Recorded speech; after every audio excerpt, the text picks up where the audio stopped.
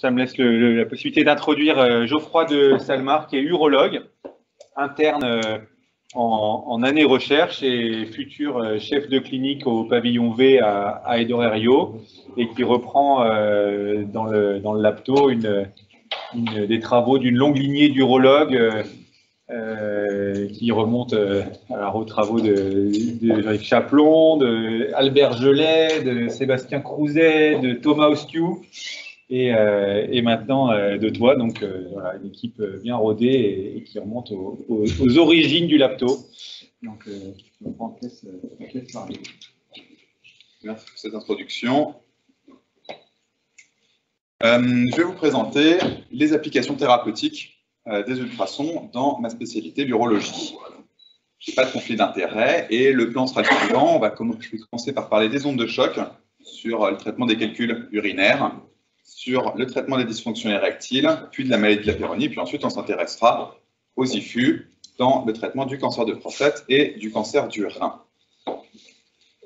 Le traitement des tests urinaires par ondes de choc, ça a commencé au début des années 80 avec une première publication dans le Lancet, avec un dispositif qui était très volumineux et la capacité de fragmenter les calculs qui se forment dans les reins jusqu'à des tailles leur permettant de descendre dans l'urtère, et donc le patient pouvait expulser ces calculs grâce à cette fragmentation.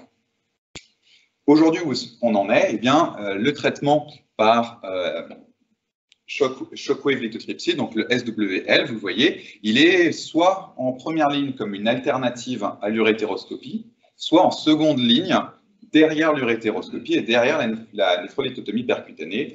Donc les deux traitements qui sont des traitements endoscopiques et qui permettent de détruire la totalité du calcul et de retirer la totalité du calcul avec plus de sécurité.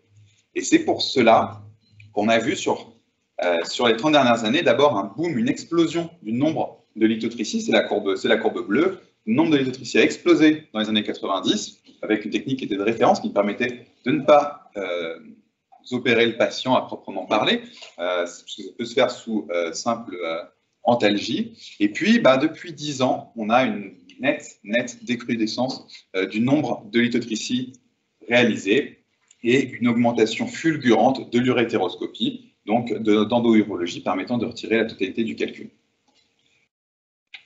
Ce qu'on voit sur cette courbe-là, alors l'article date un petit peu, il est français, il date d'il y a 5 ans, mais c'est exactement la même chose dans les autres pays européens, on assiste au même phénomène, et c'est pour ça que je ne vais pas m'étendre sur les ondes de choc dans le traitement des calculs, car c'est plutôt une technique qui a tendance à diminuer, et je préférais m'intéresser aux techniques plutôt innovantes. Deuxième sujet de discussion sur le traitement de la dysfonction érectile. Dans la dysfonction érectile, on a le traitement médicamenteux de première intention, et puis avant de passer à des injections intracaverneuses, il y a une alternative, ce sont les ondes de choc. Alors cette fois-ci, ce ne sont pas des ondes de choc de haute intensité, comme on peut le faire fragmenter du calcul, mais là c'est à basse intensité. Il y a plusieurs dispositifs qui existent, on a 6 différents, qui utilisent différentes techniques physiques pour générer ces ondes de choc. Il y a une très grande diversité dans les protocoles de réalisation. Ce que vous voyez sur les images A, B et C, ce sont différentes techniques. Est-ce qu'on fait des points de focalisation à différents endroits sur les corps caverneux? Est-ce qu'on fait des zones assez longues sur les corps caverneux? Est-ce qu'on traite la totalité de la verge pour essayer de rétablir et de traiter cette dysfonction érectile? Il n'y a pas de consensus. Il n'y a pas non plus de consensus sur la densité d'énergie qu'on délivre, le nombre de sessions qu'on fait, ni sur le nombre total de shockwave qu'on applique sur la verge. Alors vous allez me dire, oui, mais comment est-ce que ça marche? Comment est-ce que, en appliquant des ondes de choc de faible intensité, qu'est-ce qui se passe? Eh bien, il y a plusieurs mécanismes plus ou moins bien élucidés. Premier mécanisme, c'est la libération de facteurs angiogéniques qui vont améliorer l'afflux sanguin dans la verge et ainsi permettre l'érection. Il y a aussi une possible augmentation, une restauration des fibres nerveuses qui libèrent des facteurs permettant l'érection. Et pour finir, il y a probablement un phénomène qui permet de diminuer la fibrose des corps caverneux, de diminuer cette évolution vers la fibrose des corps caverneux. Chose intéressante dans cette technique, c'est qu'il n'y a pas d'effet secondaire reporté, d'où l'intérêt ces dernières années. Alors, pour quel résultat? Première preuve de concept publiée en 2012, donc récemment quand même. Pas de randomisation dans cette étude. Et ce que vous voyez sur le graphe de gauche, eh bien, vous avez initialement 29 patients qui ont une rigidité, enfin, le RS c'est pour Rigidity Scale, donc ils ont une érection mais qui ne permet pas la pénétration. Et quand on les voit au follow-up 1 et 2, eh bien, on voit une augmentation du nombre de patients qui sont passés du stade 2, pas d'érection possible, au stade 3, une érection possible. Deuxième étude, mais cette fois-ci un essai randomisé contrôlé, chez des patients qui avaient été sélectionnés parce qu'ils répondaient quand même aux IP2E5, mais pas forcément de façon suffisante. Là encore, une amélioration du score IIEF, qui est un score d'évaluation de la dysfonction érectile, une évolution satisfaisante et significative. Il y avait également un désir sexuel qui était retrouvé. Alors ça, on ne l'explique pas bien. Est-ce que c'est le fait d'avoir à nouveau des érections qui donnait un petit peu un désir sexuel supplémentaire? C'est très probable. Et globalement, sur le cinquième graphe d'en bas, eh bien, on voit que les patients sont globalement satisfaits de ce traitement. Deuxième essai randomisé contrôlé. Vous avez sur la partie gauche, vous avez avant traitement, en A, avant traitement ici, eh bien, vous avez des patients qui n'ont pas une rigidité satisfaisante et qui ne parviennent pas à pénétrer. Et après traitement, eh bien, il y a une amélioration avec à peu près la moitié des patients qui parviennent à avoir des pénétrations possibles. Tandis que sur la partie droite du graphe, vous avez les patients qui ont eu un placebo. Donc, il n'y avait pas d'onde de choc de générer, il y avait juste le placebo. Et là, cette fois-ci, on n'a aucune amélioration. Une publication récente, une revue de la littérature sur toutes les publications qu'il y a eu. Et globalement, la conclusion de cette revue de la littérature, c'est qu'il y a une amélioration de sur la dysfonction érectile grâce à ces ondes de choc de basse intensité. Mais malheureusement, il n'y a aucune étude à long terme. Et on ne sait pas si à long terme, ça reste efficace. C'est-à-dire que si on évalue le patient quelques semaines, éventuellement quelques mois après ces ondes de choc, oui, il y a une amélioration. Mais par contre, si on s'intéresse à 1 an, 2 ans, 3 ans, aucune idée de l'amélioration potentielle. Troisième partie pour les ondes de choc, le traitement de la maladie de la Peyronie. Je vous fais un bref rappel sur la maladie de la Peyronie, ou une bref introduction sur la maladie de la Peyronie pour ceux qui ne la connaîtraient pas. Il y a 2 phases dans cette maladie qui se développent en général vers 40-50 ans. Une première phase qui, on va dire, aiguë, avec une inflammation, des douleurs au niveau de la verge, et puis une seconde phase à laquelle on voit apparaître quelque chose de stable, c'est une fibrose du corps caverneux et une courbure. La prévalence, vous voyez, elle est extrêmement mal connue, entre 0,3 et 13%. Bref, on ne sait pas exactement, on ne connaît pas très bien cette maladie, bien qu'elle soit connue depuis très longtemps, et on ne sait pas non plus exactement l'expliquer. Potentiellement des facteurs génétiques, potentiellement des microtraumatismes répétés. Bref, on ne sait pas exactement quels sont les mécanismes sous-jacents. Là encore, grande diversité dans les modalités d'application de ces ultrasons, ces modalités d'application de ces ondes de choc de faible intensité. Est-ce qu'on le fait pendant 4 ou 6 semaines? Quelle dose, etc. C'est très débattu. Pour quel résultat? Première publication en 99, 24 patients, et on voit, ce que je vous ai entouré en rouge, c'est que 60% des patients disent ressentir une amélioration de la douleur. Des résultats qui étaient satisfaisants. En revanche, sur la courbure de verge, sur la rigidité de l'érection, pas d'efficacité. Plus récemment, une revue de la littérature qui s'intéressait aux résultats, mais en compilant toutes les études possibles, et on voit qu'il y a effectivement une diminution de la taille de la plaque qui est possible, et en revanche, il n'y a pas d'amélioration significative, c'est le graphe du bas, il n'y a pas d'amélioration significative sur la courbure de verge. Pour ce qui est de la douleur, là pour le coup, c'est là que les études sont le plus en faveur d'un apport des ondes de choc de basse intensité, c'est le graphe du haut. Vous voyez qu'il y a une très nette amélioration sur la douleur, et donc c'est devenu un des traitements, peut-être pas de référence, mais c'est clairement une des alternatives thérapeutiques à avoir, à posséder, à proposer aux patients qui ont une douleur liées à une maladie de la péronie en phase aiguë. J'ai fini pour la partie onde de choc. On va passer à la partie IFU, et notamment le traitement du cancer de prostate par ultrason focalisé. Première preuve de concept publiée en 1996 par Albert Gelet, donc équipe lyonnaise et un de mes maîtres. Le traitement se fait par voie endorectale et la génération des ultrasons se fait par voie endorectale en détruisant avec les IFU la totalité de la prostate. On fait un bond dans le temps et on se met avec la plus grosse publication pour l'ablation totale de la glande prostatique par IFU. C'est une série qui a été, c'est une publication qui a été pilotée par Sébastien Crouzet en 2013. Qu'est-ce que ça nous apprend? Ça nous apprend d'une part que sur la courbe, quand on compare la courbe rouge, donc celle du haut, et la courbe verte, la courbe rouge, ce sont les décès par cancer de prostate, et la courbe verte, ce sont les décès tout court. Et ce dont on se rend compte, c'est que les patients qui ont été traités pendant toutes ces années, eh bien finalement, il y en a un nombre infime qui va finir par décéder de son cancer de prostate, et dans l'immense majorité des cas, ils vont décéder d'autres choses. Et donc, il y a vraiment quelque chose de très important, c'est de bien sélectionner le patient. Est-ce que les patients qu'on traite, est-ce que les faibles risques, les risques intermédiaires, est-ce que ce sont vraiment des bons candidats? Et c'est pour ça que progressivement, plus le temps passe, et plus on se rapproche d'aujourd'hui, moins on essaye de traiter les cancers de prostate, et le plus possible, on essaye de les surveiller pour que si un jour on se rendait compte que le cancer devenait plus agressif, eh bien, on va les traiter, mais le plus possible, on essaie de faire un traitement conservateur.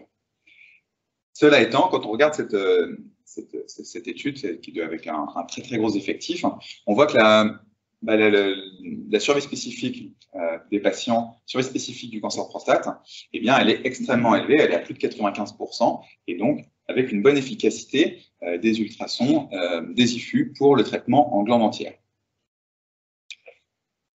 Deuxième slide, toujours la même publication. Quel est l'effet du grade de Gleason, quel est l'effet de la taille du cancer? On stratifie nos patients, on les met soit dans le grade faible, intermédiaire ou élevé, et on voit que les résultats sont nettement meilleurs chez les patients qui sont en grade faible, ou enfin en risque faible ou en risque intermédiaire, donc ce sont les deux courbes vertes et bleues, et par contre des résultats qui semblent moins bons chez les patients qui ont un cancer à haut risque, et c'est pour ça que par la suite, les cancers à haut risque ont un petit peu été exclus des traitements par IFU, et on ne traite aujourd'hui plus que des patients qui sont en risque faible ou intermédiaire. Il n'y a pas eu d'essai randomisé, donc je ne peux pas vous présenter aujourd'hui de comparatif entre prostatectomie, radiothérapie et le traitement par IFU. Je ne peux pas non plus vous dire quels sont les effets secondaires exactement comparés aux deux autres traitements, mais ce qu'on sait, c'est que les IFU, eh bien, ils sont quand même responsables d'effets secondaires qui ne sont pas négligeables. Il y a à peu près 15% des patients traités récemment qui développent une incontinence urinaire. Il y en a à peu près 12% qui développent des signes obstructifs, une difficulté à la vidange vésicale, qui est liée soit à des morceaux de prostate qui sont un petit peu, qui sont détruits et qui se prolabent un petit peu dans l'urètre prostatique ou dans la vessie, ou alors qui sont liés à des sténoses, parce que les ultrasons parfois sont responsables d'une sténose urétrale.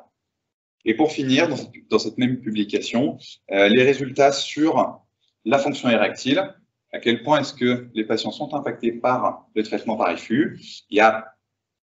Tous les patients n'ont pas été évalués, mais sur les 187 patients qui ont été évalués, eh bien, le score IEF qui se note sur 25, initialement les patients étaient à 17 et post-traitement ils ne sont plus qu'à 5, donc une dégradation nette et franche de la dysfonction érectile pour les ablations totales de la glande prostatique par IFU. C'est pour ça que s'est développé le traitement focal. L'objectif, ce n'est pas de traiter la totalité de la prostate, mais c'est de traiter exclusivement l'endroit où on trouve le cancer.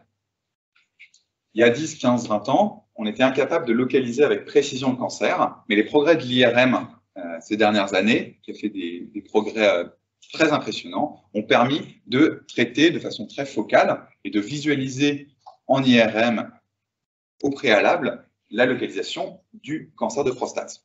Et en 2012, première publication, c'est une phase 1 prospective, 41 patients, Et on s'intéresse à savoir, est-ce qu'on va avoir moins d'effets secondaires et est-ce qu'on aura la même efficacité en faisant un traitement focal comparé à un traitement total de la prostate. Alors, cette publication-là, c'est vraiment très préliminaire, il n'y a qu'un an de suivi. Il y a à peu près 80% des patients qui n'ont ni incontinence dans les suites, qui n'ont pas non plus de troubles érectiles et qui n'ont pas de récidive, mais à 1 an. Donc, c'est vraiment un essai qui était extrêmement préliminaire, mais qui était très encourageant, avec des résultats fonctionnels, érections et fonctions mictionnelles, qui étaient meilleurs que pour le traitement en glande totale. Plus récemment, une publication qui a comparé pour 300 patients qui avaient eu soit un traitement focal, soit un traitement glande entière. Alors, dans cette série, ils incluaient 2 types de traitements focaux, soit les IFU, soit la cryothérapie. Mais il n'y avait pas de différence pour les résultats entre cryothérapie et IFU. Et bien, dans cette étude, ce qui ressort, c'est que le facteur pronostic pour l'impuissance et pour l'incontinence, eh bien, le facteur de bon pronostic, c'est d'avoir eu un traitement focal et de ne pas avoir eu un traitement total. Autre publication qui va dans le même sens, qui est une revue de la littérature, on s'aperçoit aussi que le traitement focal, eh bien, cause moins d'incontinence, voire pas d'incontinence post-traitement, et nettement moins également d'obstruction urinaire. En revanche, malheureusement, les risques d'impuissance, même s'ils semblent plutôt moindres, ils sont toujours présents. Les risques de rétention sont toujours présents et les risques d'infection sont toujours présents. Pour finir, je vais vous présenter les 2 plus grosses séries qui ont été publiées dans le traitement focal. La première, publiée en 2018 par une équipe anglaise, 625 patients répartis dans plusieurs centres, sur une dizaine d'années, avec un suivi médian de 56 mois. Et dans cette série étaient inclus majoritairement des risques intermédiaires, 53%, des hauts risques à 32% et des risques faibles, à 13%. Malheureusement, pas de groupe contrôle une fois encore, donc je ne pourrais pas vous donner les résultats par rapport à la radiothérapie et à la prostatectomie. Et cette étude, le critère principal, c'était l'absence de récidive traitée par soit la radiothérapie, la prostatectomie ou l'apparition d'une métastase, d'un décès ou l'introduction d'un traitement systémique. Ce dont on se rend compte, c'est que, on a à peu près les mêmes résultats. On a l'impression que les courbes sont à peu près superposables avec les essais précédents en glande entière, c'est-à-dire qu'à 8 ans, on a toujours à peu près 80% des patients qui n'ont pas eu besoin d'un traitement total, donc on n'a pas eu besoin de leur faire une prostatectomie ou de leur faire une radiothérapie. Et ça, c'est quand même très encourageant. C'est-à-dire que quand on a face à nous un patient qui a un cancer localisé de la prostate, si on lui propose de lui faire un traitement focal par IFU, on a quand même 8 chances sur 10 pour que dans 8 ans dans cette étude, dans 8 ans, le patient n'ait toujours pas progressé. Ils se sont également intéressés aux effets secondaires du traitement par IFU. Là encore, on retrouve, peut-être avec des chiffres moins importants, mais on retrouve toujours bien ces risques d'infection, ces risques de procédures pour désobstruer pour désobstruer l'urètre, c'est toujours présent. Et le risque d'incontinence, il n'est pas nul, il est même loin d'être nul, puisque il y a à peu près 80% des patients qui n'ont aucune fuite, ce qui implique du coup qu'il y a à peu près 20% des patients qui, avec 2-3 ans de recul, il y a quand même 20% des patients qui peuvent avoir besoin, qui peuvent avoir des fuites de temps en temps. Heureusement, ces fuites semblent minimes, puisque seulement 2% des patients ont besoin de porter des protections en permanence. Donc certes, il y a à peu près 20% des patients qui peuvent avoir quelques fuites de temps en temps, mais ça reste quand même rare. Deuxième très grosse publication, 1000 patients qui ont été inclus entre 2005 et 2017, une étude qui était prospective, avec un suivi un petit peu plus court de 36 mois, et qui cette fois-ci n'a inclus que des risques faibles et des risques intermédiaires. On s'intéresse à la survie globale chez des patients qui sont bien sûr un petit peu sélectionnés. Et là encore, survie globale à 8 ans, on a quasiment quasiment 90 ou 95% des patients qui, avec ces 8 ans de suivi, sont toujours en vie. Ça, c'était donc la courbe précédente, c'était pour la survie. Et là, on est en survie sans récidive. Et on a à peu près les mêmes chiffres, c'est-à-dire que près 80% des patients à 8 ans n'auront pas eu besoin d'un traitement supplémentaire pour leur cancer de prostate. Petit nouveau qui arrive, ce sont les IFU transurétro guidés par l'IRM. C'est une technique qui est novatrice, qui est bien plus récente. La première publication chez des patients date de 2016, avec 30 patients en âge moyen de 69 ans. Une phase 1 prospective qui a inclus des patients sur plusieurs centres, Canada, Allemagne et États-Unis. Et on traite la totalité de la glande prostatique. La prostate moyenne faisait à peu près 40 grammes, ce qui est une taille tout à fait normale compte tenu de l'âge des patients. Traitement qui dure environ une demi-heure. Et la principale chose dans cette phase 1, c'était de voir s'il y avait une bonne sécurité. Est-ce qu'on crée beaucoup d'effets secondaires? Les résultats sont un petit peu mitigés. Il y a à peu près 15% des patients qui ont des rétentions urinaires dans les suites, donc c'est quand même vraiment significatif, mais ça n'est pas non plus extrêmement important par rapport à ce qu'on voit pour les traitements focaux par voie endorectale. Il y a également des infections urinaires, mais qui sont traitables relativement facilement. La même équipe a publié récemment un update à 36 mois, parce que la première fois, il y avait que quelques mois de recul. Cette fois-ci, on est à 3 ans de recul. Et à 3 ans de recul, la survie sans récidive est à peu près à 80%. Donc, 80%, je vous l'ai dit, c'était plutôt à 8 ans de recul pour les traitements par voie endorectale. Mais là, c'est vraiment des hallucinants, c'est-à-dire que c'est vraiment la première cohorte qui est suivie. Et donc, vraisemblablement, il y aura des améliorations dans les années à venir. Donc, c'est quelque chose qui est prometteur. Et surtout, ce qui est intéressant, c'est quand on s'intéresse aux résultats fonctionnels à un petit peu plus long terme, eh bien, on se rend compte que, eh bien, certes, pour la partie dysfonction érectile, il y a toujours cette gêne et cette baisse dans le score IEF, mais en revanche, pour la partie urinaire, eh bien, les patients sont quand on compare le baseline par rapport à 3 ans après, eh bien, tous les patients ont récupéré. Alors peut-être qu'ils ont une résection de prostate, ou pas nécessairement, mais en tout cas, ce qui est sûr, c'est que la fonction urinaire, 3 ans après, elle est au moins aussi bonne, voire un petit peu meilleure chez les patients.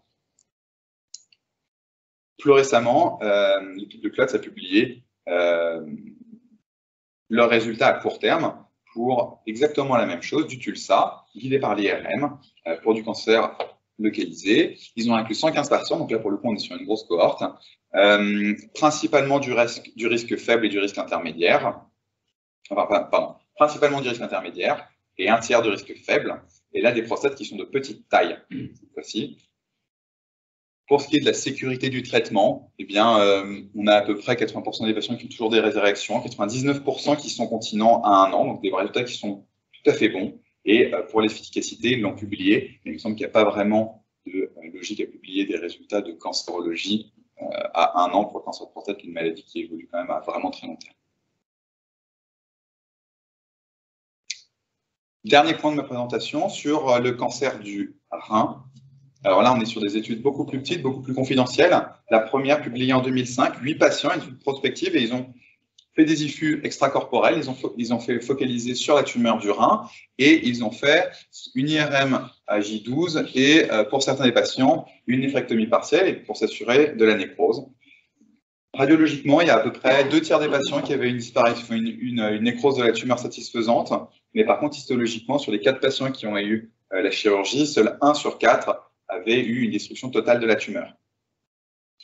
Un peu plus tard, 17 patients, même technique, on est toujours en extracorporel, on génère les IFU, là des tumeurs du rein qui sont de petite taille, et ce qu'on voit, c'est qu'il y a une diminution à peu près de 30% de la taille de la tumeur, avec finalement des tumeurs qui ont l'air de nécroser complètement. Il y en a quelques-unes qui disparaissent quasiment, mais dans l'immense majorité, elles ne font que diminuer en taille, et certaines progressent. Pareil, des résultats qui sont un petit peu figue mi raisin.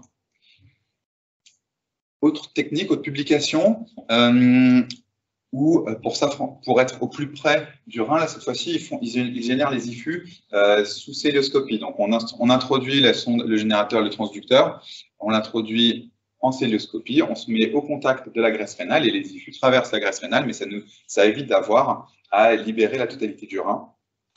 10 patients exclus, toujours des reins, des tumeurs de petite taille, et 70% de succès quand on fait la tumorectomie, c'est-à-dire quand on retire la tumeur après avoir fait les IFU, et on n'en a pas de 70%, dans 70% des cas, eh bien, l'anatomopathologiste répond « tumeur disparue grâce aux IFU ». Là encore, des résultats qui montrent que ça marche, mais en même temps, 70% de succès, on est loin d'être avec des résultats suffisants, d'autant plus que c'est une technique qui nécessite une vraie chirurgie, une anesthésie générale. Dernière publication, même technique, 12 patients, également en laparoscopie. Les 5 premiers, c'est un échec. Ils ont modifié leur protocole par la suite. Et pour le coup, après, pour les 7 patients suivants, eh bien, ça a fonctionné. Ça a fonctionné avec des zones d'ablation qui étaient dans la zone désirée. Un suivi de 15 mois et pas d'effet secondaire relié aux IFU. Néanmoins, tous ces auteurs, ils notent 2 choses. La première, c'est qu'il y a une déposition forte de la chaleur qui se fait dans la graisse périrénale. Le rein est protégé par une couche de graisse assez importante. Cette déposition de chaleur, malheureusement, se fait dans la graisse et diminue du coup l'efficacité des traitements sur la tumeur. Puis la deuxième chose, c'est que la taille de la graisse rénale va influer sur le défocusing des ultrasons et on se rend compte que la tâche focale, si initialement elle était précise, eh bien en fait la zone focale réelle n'est pas exactement celle voulue. En conclusion, les ondes de choc, donc la lithotrichie, c'est clairement une technique qui est en diminution, qui n'a pas disparu. Il y a des bonnes indications, notamment chez les enfants. On ne peut pas faire d'endourologie parce que c'est trop petit. En tout cas, aujourd'hui, on n'a pas la technologie suffisante pour faire de l'urétéroscopie chez les enfants. Pour la dysfonction érectile, eh bien, les ondes de choc de basse intensité améliorent les scores sur l'érection, mais ce ne sont que des études à très court terme. Dans la maladie de la Peyronie, les ondes de choc de basse intensité sont certainement un très bon traitement pour diminuer la douleur, potentiellement un bon traitement pour diminuer la taille de la plaque, mais n'a a priori pas d'efficacité pour diminuer la courbure. Pour ce qui est du cancer du rein, pour l'instant, les recommandations européennes le considèrent comme expérimental et c'est loin d'être une réalité de terrain. Pour finir, pour ce qui est du cancer de prostate, moins d'effets secondaires avec le traitement focal qu'avec le traitement gland entière, avec a priori des effets oncologiques similaires. Donc, plutôt privilégier le traitement focal. Chose extrêmement importante, des essais randomisés contrôlés, on n'en a pas dans le cancer de prostate sur les IFU. Ils sont en cours d'inclusion en Angleterre, il y a au moins 2 études. En France, à ma connaissance, pas encore. En tout cas, pas randomisés contre... il y a des essais qui sont en France qui ont lieu randomisés contre surveillance active, mais pas contre prostatectomie et radiothérapie. Et pour finir, le TULSA, c'est un traitement expérimental qui pourrait, dans les années à venir, devenir une option thérapeutique. Je vous remercie.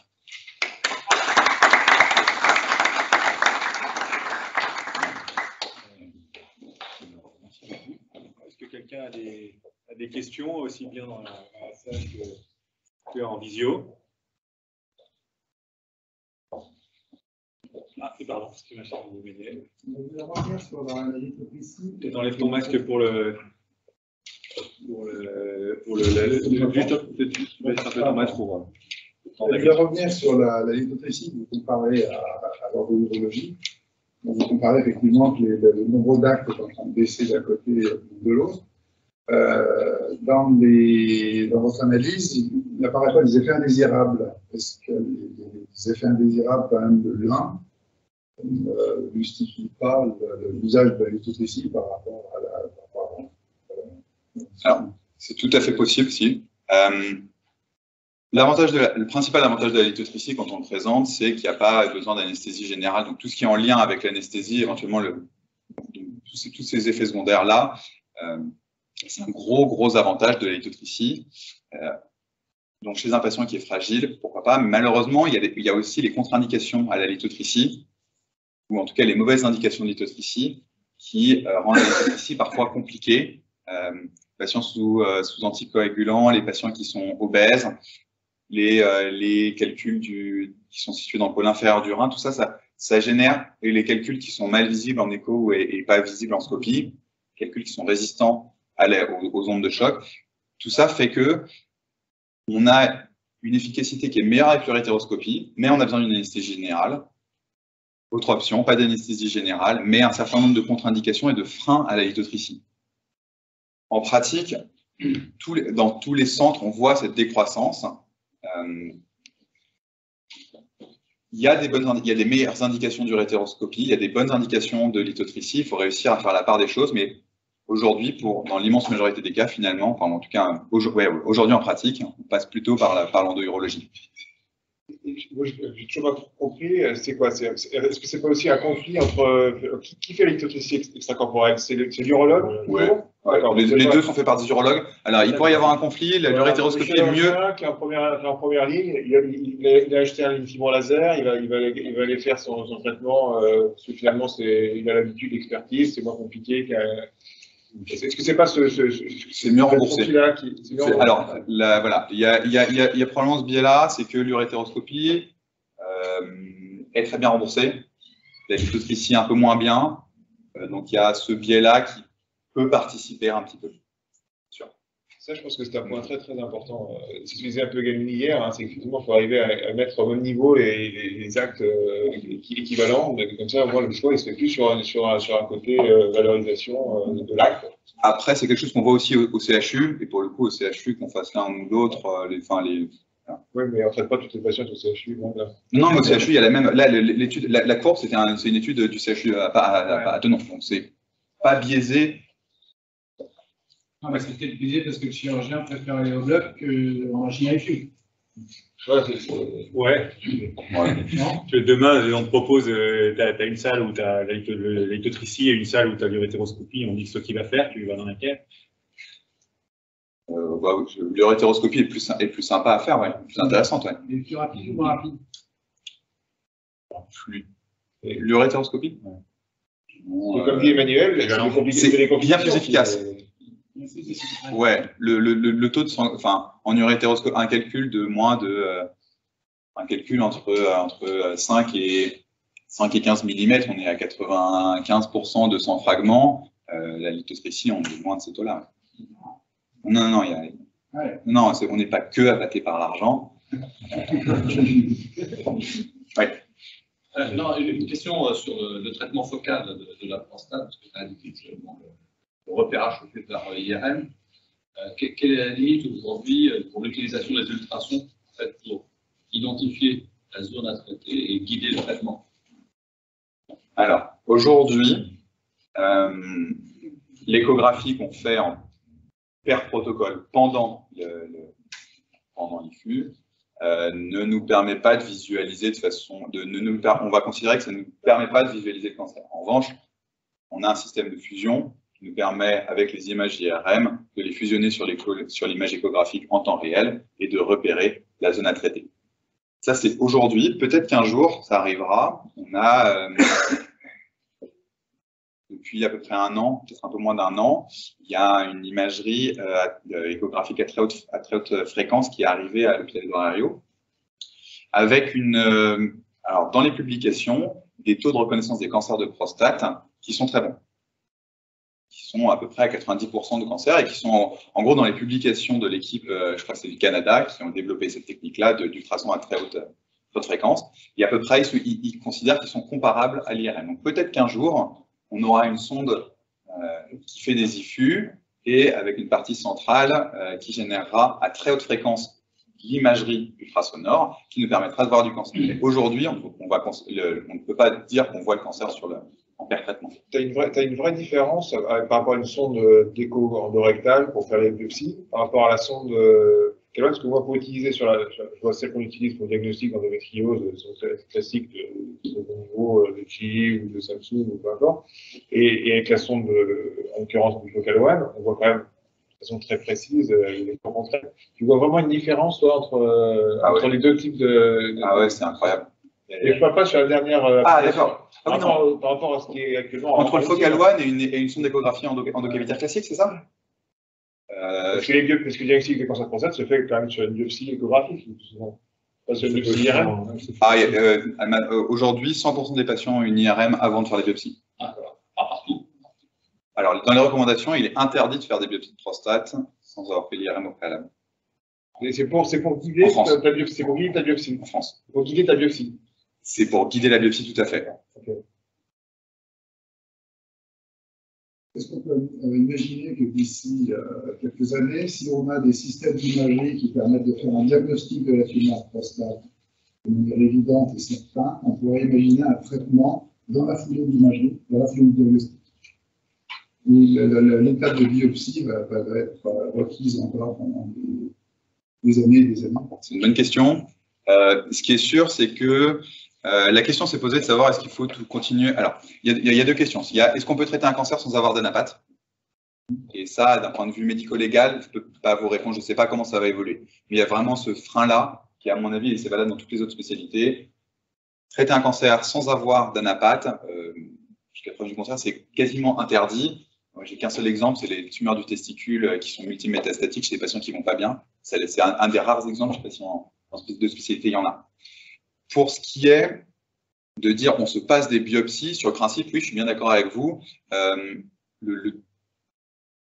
Un patient qui passe une IRM de prostate, qui a un toucher rectal anormal, un PSA élevé, il passe son IRM. L'IRM dit il y a une zone cible avec un score de suspicion très élevé à tel endroit. Est-ce que la biopsie est absolument nécessaire? Honnêtement, non. On sait qu'il y a un cancer à cet endroit-là. Si on a le toucher rectal, le PSA et l'IRM qui sont concordants, non. Je suis d'accord avec vous. On pourra, j'espère un jour.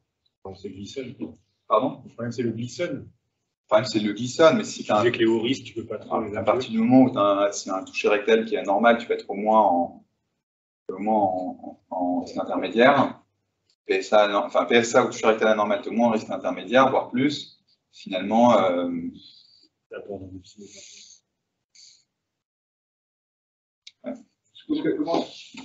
Comment on parle les techniques mini-invasives du style bio, laser, psychodynamique, par rapport aux techniques.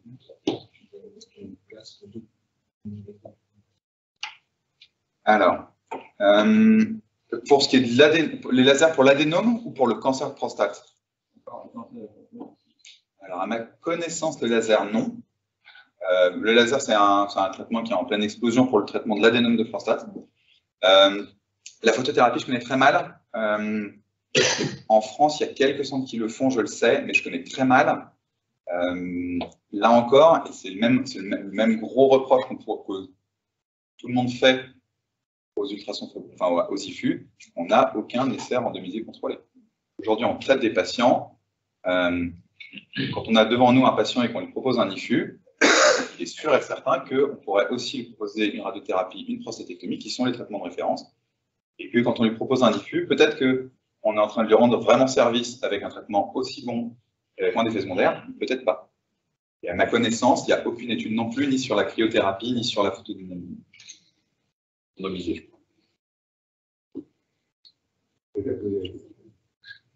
Comment? Je n'ai pas posé la question. Pourquoi ça a mis autant de temps pour qu'on en arrive ici, de l'essai randomisé? Et est-ce que vous randomisez contre le bon traitement? Mais finalement, est-ce que vous n'avez pas raison? Voilà, tu as répondu en fait à ta dernière réponse, c'est pour ça que je pose la question. Randomiser contre rien. Oui, bien sûr. Alors, pourquoi ça a mis autant de temps? Je ne sais pas, j'étais au lycée. Et pourquoi, contre quoi randomiser? C'est vraiment une grosse question.